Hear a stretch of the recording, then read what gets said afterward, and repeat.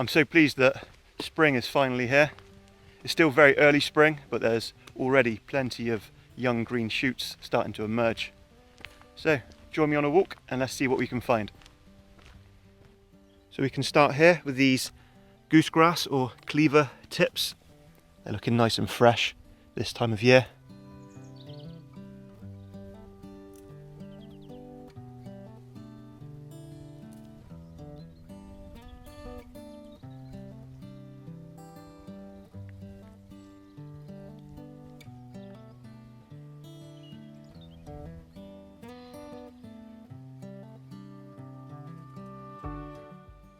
These are best pan fried to wilt down those hooked hairs that are on the stems and leaves.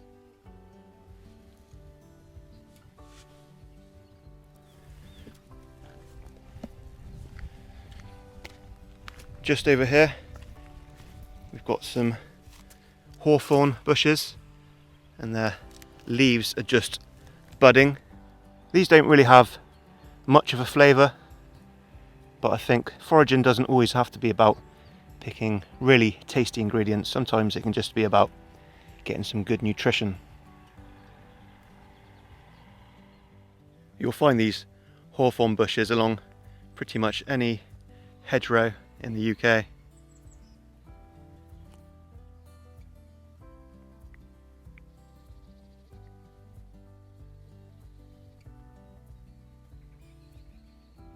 You want to pick these leaves when they're still nice and light green and still a bit curled up, because once they go dark green and flattened out, they become really bitter.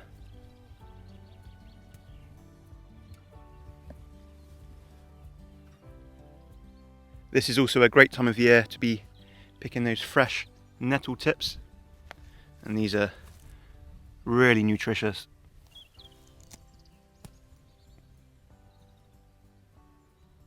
So I forgot to bring my gloves again, as usual.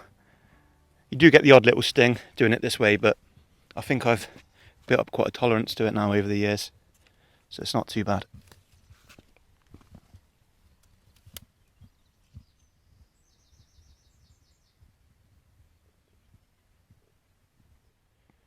I'll use some of these nettles for making soup.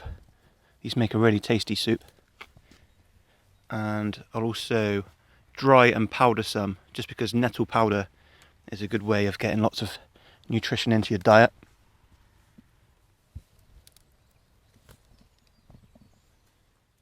And if you notice, I'm only picking the very tip of the plant because that's where all the nutrition is. The lower leaves quickly become stringy and not very nice, so just pick these top parts.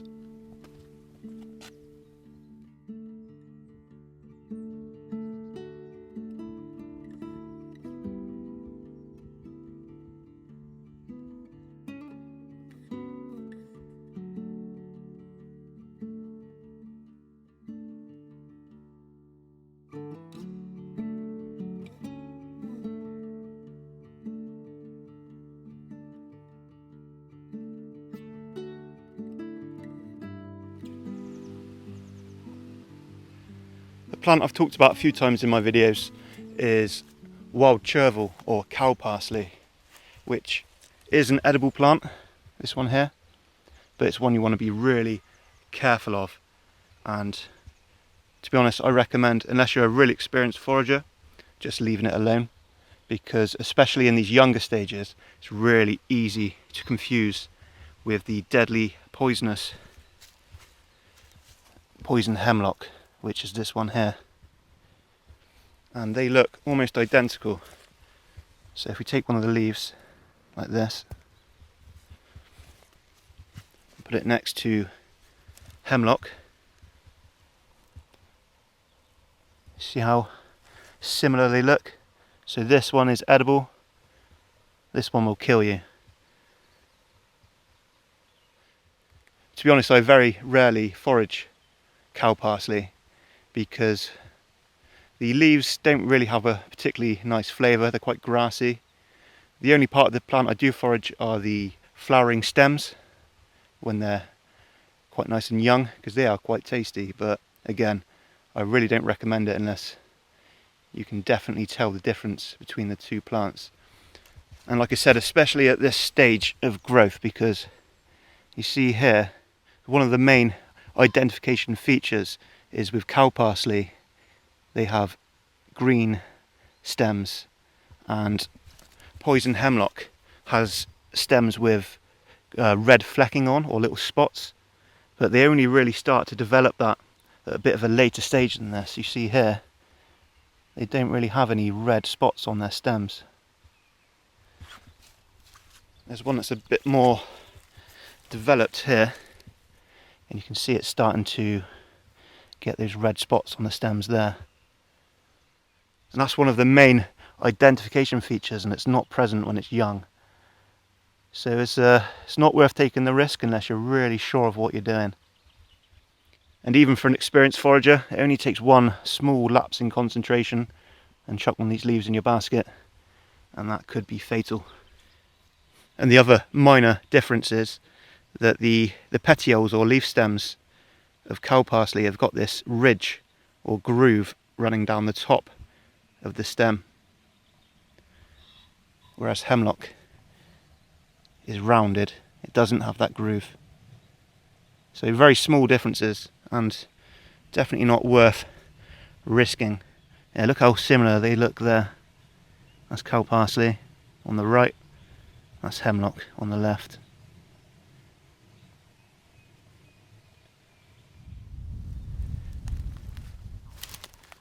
So here's one of the winter mushrooms that's still out at the moment. These are wood ears, and these might look a bit past their best, but these are actually still in perfect condition. So I'll pick a few of these to put in with some ramen.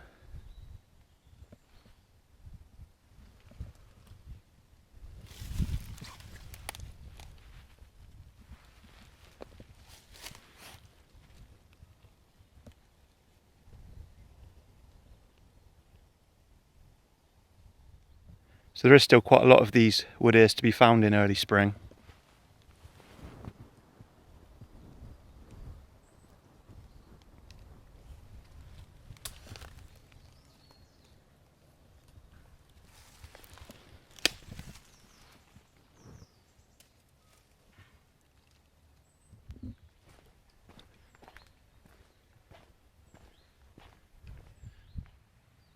Of course, you can't have a spring forage without picking some wild garlic.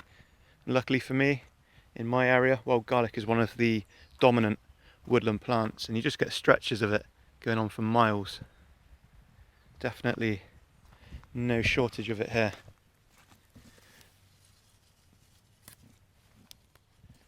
I've already been picking wild garlic for over a month. If you look in the right places, you can find it from early February.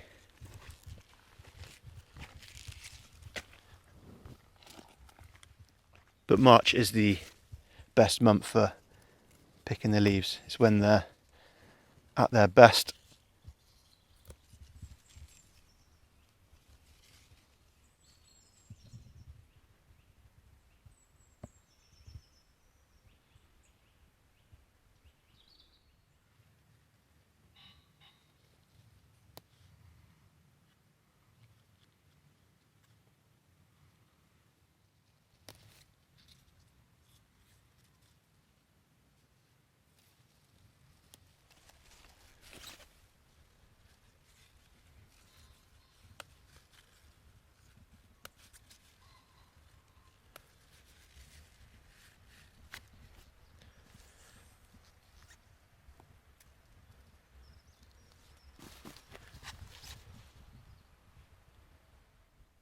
Here's what I mean by wild garlic being a dominant plant around here. It's pretty much all wild garlic as far as you can see.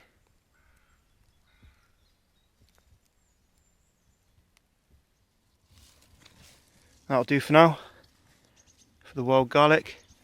Something else I've just noticed that it's good to forage this time of year on the blackberry or bramble bushes. You've got the young shoots like this.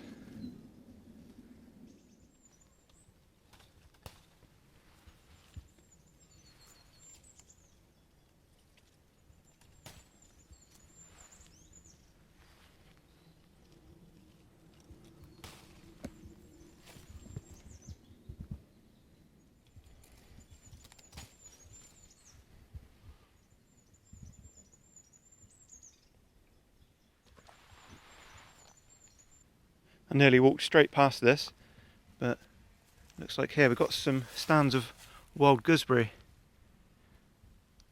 Now, of course they're not fruiting now, but what I can do is mark down the location on Google Maps and then come back in the summer and hopefully get some gooseberries. There's quite a lot of it here, look. All the way up there. Gooseberries in Woodland sometimes don't fruit very well, but it's definitely worth coming back to have a check.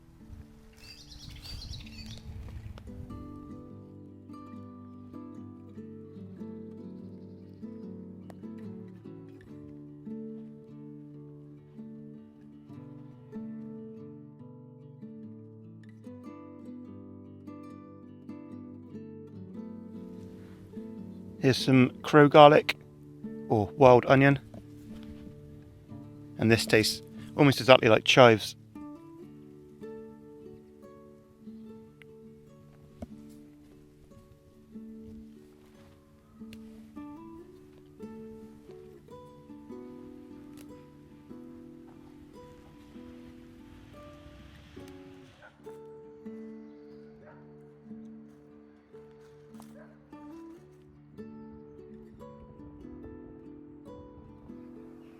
Most gardeners will know this plant, ground elder. Once you've got it in your garden, it's very difficult to get rid of, but you can also eat it. It's got quite a strong carroty flavour. And these little shoots are really good in soups. And you can also make a puree out of them, and that tastes just like carrot.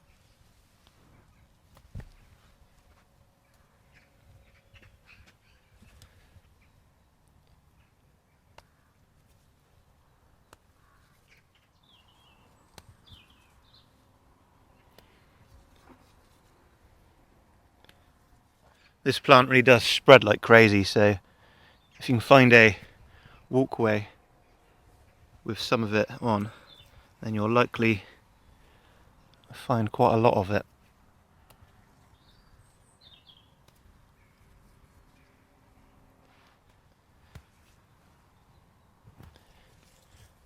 Alright, I think that'll do me for today.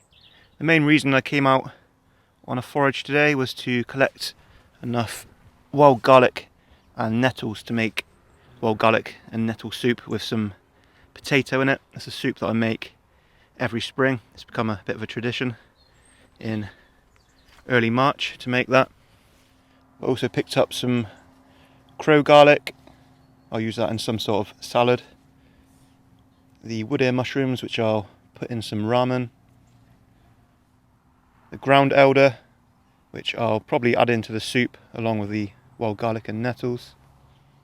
And then just some other salad greens. I've got the hawthorn leaf buds